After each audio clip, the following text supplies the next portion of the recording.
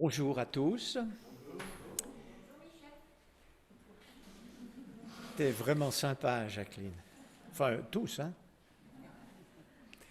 C'est une joie pour Madeleine et moi de venir vivre un culte avec vous, de partager la parole. C'est un grand privilège pour moi.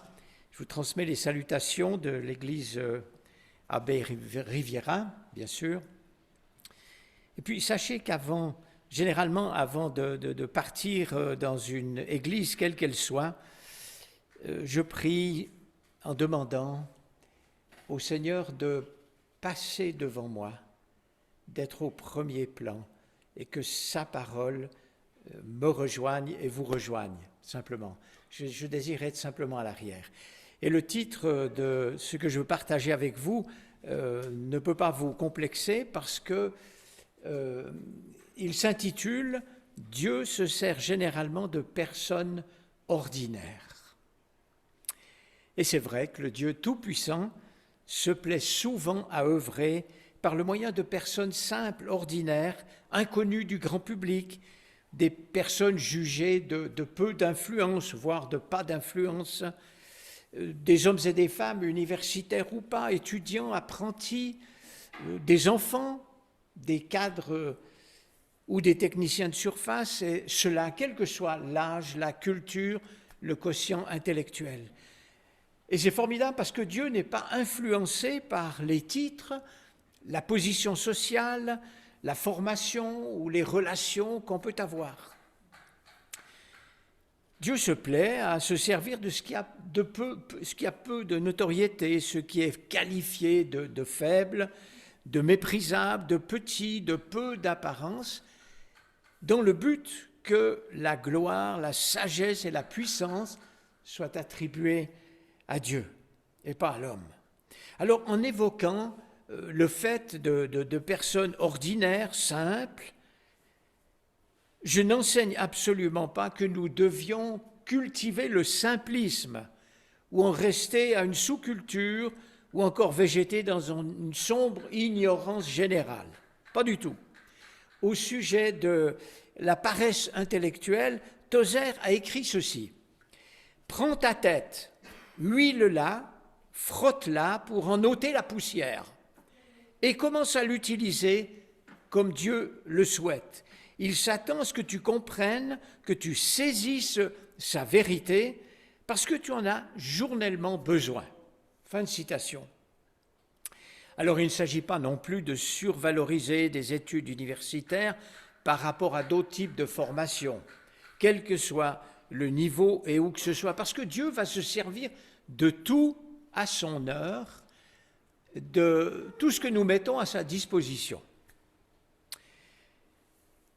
Maurice Decker a écrit quelque part dans un de ses ouvrages « Quand Dieu veut mesurer quelqu'un, il ne passe pas son mètre autour de sa tête, mais de son cœur. » Et c'est bien vrai. Et il fait bon s'en souvenir au long de notre parcours. Et nous retenons que Dieu, qui appelle tout être humain à venir à lui, ne fait exception de personne, il ne regarde pas aux apparences, ne fait pas de différence entre les hommes et les femmes, et il juge impartialement, sans tenir compte des distinctions extérieures. Et cela revient à peu près une dizaine de fois dans la Bible. Et j'ai pensé aux pharisiens et aux hérodiens, qui étaient des adversaires acharnés de Jésus. Ils ont été obligés de reconnaître publiquement ce que je vais vous lire, Matthieu 22, 16. En s'adressant à Jésus, il lui dit « Maître, nous savons que tu es franc et sincère et que tu enseignes en toute vérité comment il faut vivre selon la volonté de Dieu. Tu n'as peur de personne et tu ne t'inquiètes pas de ce que les autres en pensent, car tu ne regardes pas la position sociale des gens. » Alors, sortant de la bouche de ses pires ennemis, c'est un bel hommage public rendu au Seigneur Jésus. Mais,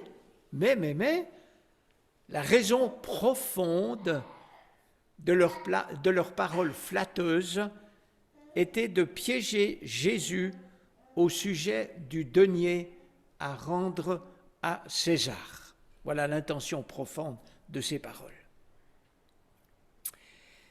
J'ai pensé à ce qu'Ecclésiaste 9, 10 nous dit « Tout ce que tu trouves à faire, fais-le avec la force que tu as. » Alors j'ai pensé qu'on va jeter un coup d'œil sur quelques témoins dans l'Ancien Testament, des personnes qui ne sont pas des grandes personnalités que Dieu a rejoints au ras de leur culture, au ras de leur vécu. Et j'ai pensé à Gédéon. Vous vous souvenez comment il se qualifiait? De petit, il était simple, il était faible. En quelque sorte, il se qualifiait un peu de zéro, alors que l'ange de Dieu lui déclare le contraire. L'Éternel est avec toi, vaillant héros, et pas zéro. Juge 6, 12. Et c'est vrai que le regard que Dieu porte sur nous peut prodigieusement, quelquefois, différer de celui que nous portons sur nous-mêmes, parce que notre imagination est quelquefois trop fertile dans un sens comme dans l'autre. Et vous savez qu'on appelle quelquefois notre imagination la folle du logis. Deuxième exemple, j'ai pensé à David. Quel genre de personnes se sont rassemblées autour de David alors qu'il était en fuite devant Saül? 1 Samuel 22, versets 1 et 2 en donne le détail. David partit de la ville de Gath et se sauva dans la grotte d'Adulam. Ses frères et toute sa famille l'apprirent et ils descendirent vers lui. Tous ceux qui se trouvaient dans la détresse, qui avaient des dettes ou qui étaient mécontents, se rassemblèrent autour de lui et il devint leur chef. Si nous étions une personnalité publique, aimerions-nous être entourés et accompagnés par des gens à problème, endettés? Bref, une équipe bout de bois, comme on dit. Alors, à ce sujet, le commentaire de la seconde 21 est très intéressant. Je le cite, « La capacité de David à maîtriser cette bande hétéroclite témoigne de son habileté à diriger et à motiver autrui. S'il est difficile de mettre une armée sur pied en enrôlant des hommes normaux, entre guillemets, le faire avec des hommes tels que ceux qui suivent David requiert des qualités de chef exceptionnelles. » Et le commentaire ajoute, « Ce groupe formera le cœur de son état-major et fournira ses vaillants hommes. » Voyez la différence qu'il y a. Troisième exemple, Amos était un homme ordinaire, un humble berger de troupeaux de moutons, et il cultivait les sycomores.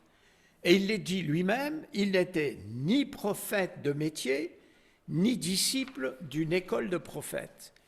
Il était l'un des humbles bergers à Tekoa, cultivant des sycomores. Et j'ai lu à quelque part que le fruit du sycomore est une variété de figues de saveur moins raffinée que celle du figuier. Et l'incision que l'on fait peu avant la récolte rendait les fruits un peu meilleurs. Ces figues du pauvre, comme on les appelait, servaient aussi à nourrir le bétail. Amos était donc un homme du commun, un fils de la terre, ordinaire, comme quasiment tous ses contemporains. Mais Dieu lui a confié un message extraordinairement nécessaire pour son peuple, mais aussi extraordinairement difficile et délicat à transmettre à son peuple. Amos, berger, cultivant des sycomores, n'a pas flanché. Toutes les visions que l'Éternel lui a confiées, il les a transmises au peuple qui vivait alors dans la prospérité, mais dans la dégradation morale et les injustices sociales. Les pauvres étaient oppressés, ils étaient même réduits à l'état d'esclaves, et la corruption régnait. Alors c'est à ces risques et périls qu'Amos a rempli ce rôle délicat de messager de l'Éternel, parce qu'à un moment donné, Amathias, qui était prêtre à Béthel, et donc représentant officiel de la religion d'Israël, ne supporte plus l'annonce des menaces divines qu'Amos transmet courageusement. Alors je cite Amos 7, versets 10 à 17. Alors Amathias, prêtre de Béthel, fit dire à Jéroboam, le roi d'Israël, Amos conspire contre toi au milieu de la communauté d'Israël. Le pays ne peut pas supporter toutes ces paroles. En effet, voici ce que dit Amos. Jéroboam, le roi, mourra par l'épée et Israël sera exilé loin de son pays. Et Amathias dit à Amos, visionnaire ou homme à vision, va-t'en au pays de Juda et mange-y ton pain. Et là, tu prophétiseras. Mais ne continue pas à prophétiser à Béthel, car c'est un sanctuaire du roi, c'est une maison royale. Ne se laisse pas démonter, Amos. Il répondit à Amathia, je ne suis pas prophète, ni fils de prophète, mais je suis berger et je cultive des sycomores. L'Éternel m'a pris derrière le troupeau, comme il l'a fait avec David, et c'est lui qui m'a dit, va prophétiser à mon peuple Israël. Et maintenant, écoute la parole de l'Éternel, toi qui dis, ne prophétise pas contre Israël et ne parle pas contre la famille d'Isaac. À cause de cela, voici ce que dit l'Éternel, ta femme se prostituera dans la ville, tes fils et tes filles tomberont par l'épée, ton champ sera partagé au ruban à mesurer. Toi, tu mourras sur une terre impure et Israël sera exilé loin de son pays. Fin de citation. Il ne pouvait pas arriver pire pour un juif, surtout pour un responsable religieux. J'ai enrichi ma méditation par une note de la seconde 21 qui mentionne comme ordinaires des personnes que je cite, et c'est des personnes que Dieu a empoignées pour le servir et lui rendre témoignage. Et il faut voir ces personnes tout au départ. Abraham, Isaac et Jacob, qui sont loin d'avoir mené une vie rectiligne. Joseph, alors esclave et prisonnier en Égypte. Moïse, meurtrier en Égypte, puis simple berger en Madian. Et puis une petite jeune fille, exilée, témoin auprès de la femme du général Naaman. Jephthé, fils d'une prostituée. David, berger et petit dernier d'une grande famille. Esther, orpheline, par l'intervention de laquelle Dieu a sauvé de la destruction le peuple juif. C'était mon premier point. Le deuxième, c'est quelques témoins dans le Nouveau Testament. Marie, fille de la campagne, choisie pour être la mère du Messie. J'ai pensé aussi à l'aveugle-né, dont le témoignage a confondu les chefs religieux et il s'est fait expulser. Mais il ne savait rien. Et puis, une simple poignée d'hommes, des pêcheurs professionnels de poissons, ils seront choisis par le Seigneur pour être pêcheurs d'hommes. Qu'est-ce qu'ils avaient d'extraordinaire? C'était des jeunes hommes de l'âge de Jésus. Et peu après que leur maître soit remonté dans la gloire, Acte 4, 13 nous apprend que le regard que les chefs religieux portaient sur ses disciples, qui témoignaient avec hardiesse, était le suivant. Voilà comment ils sont qualifiés, ces disciples. Ils savaient que c'était de simples laïcs qui n'avaient pas fait d'études. Ils se rendaient compte de ce que signifiait pour eux d'avoir été avec Jésus.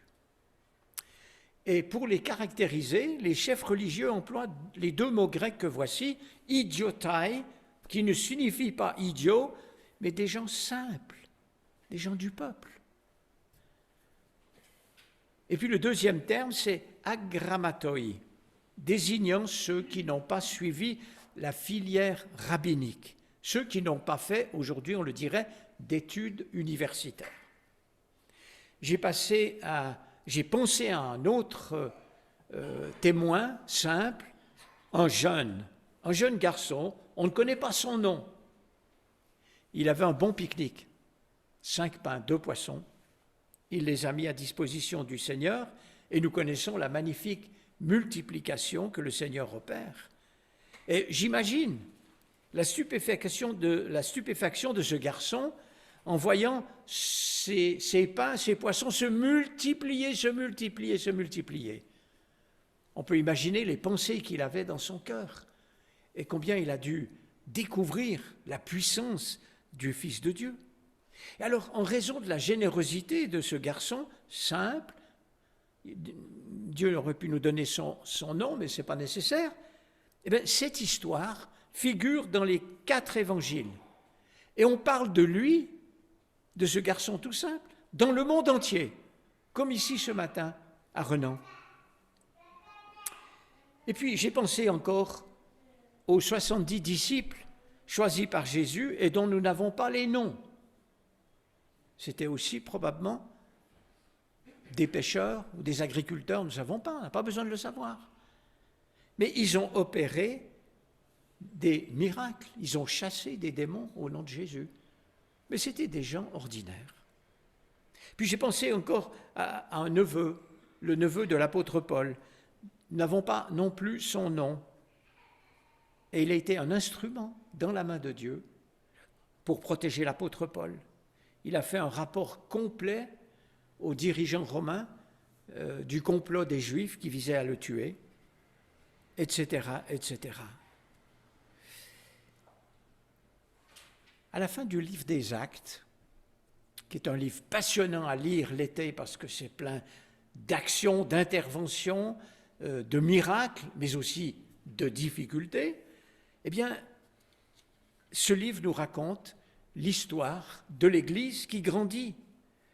Et alors je cite de nouveau la note de la Bible seconde qui dit ceci: le livre des Actes raconte l'histoire de l'Église en s'intéressant à son expansion progressive de Jérusalem aux villes les plus influentes du monde, à savoir Antioche, Éphèse et Rome.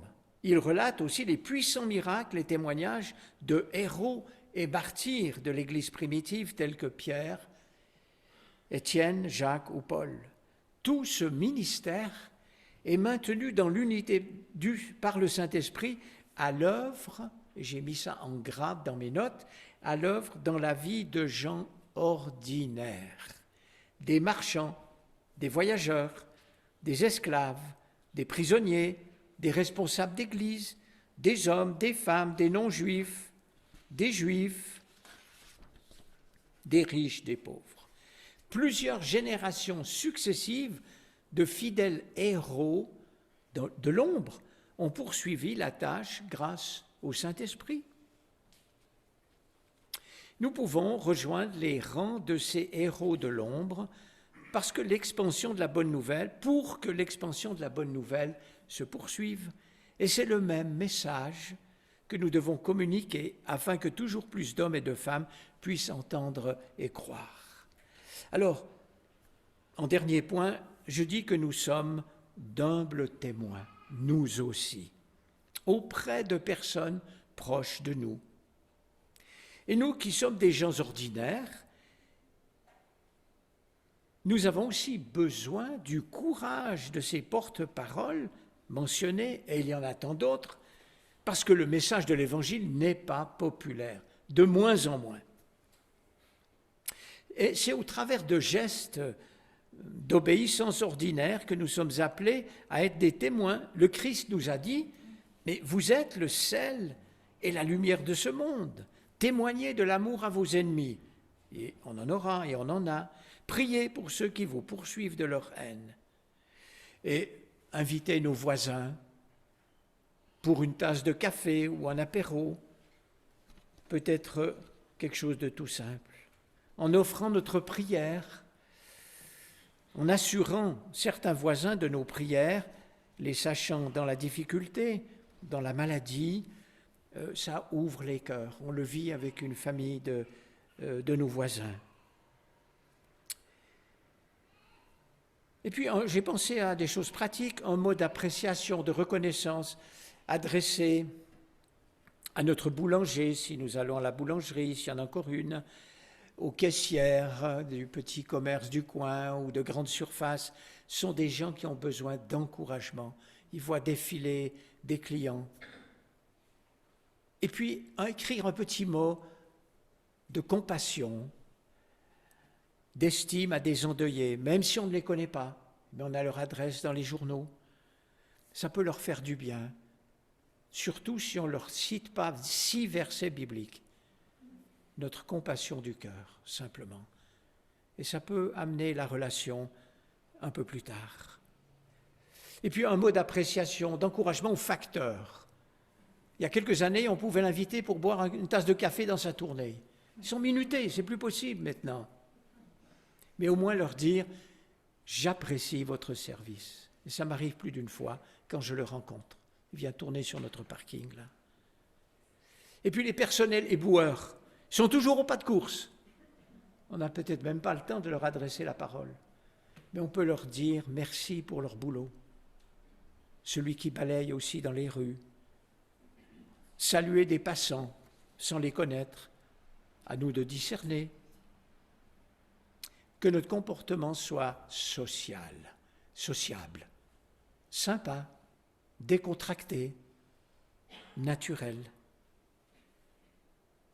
Et on a besoin d'être rafraîchis, renouvelés nous-mêmes dans notre foi.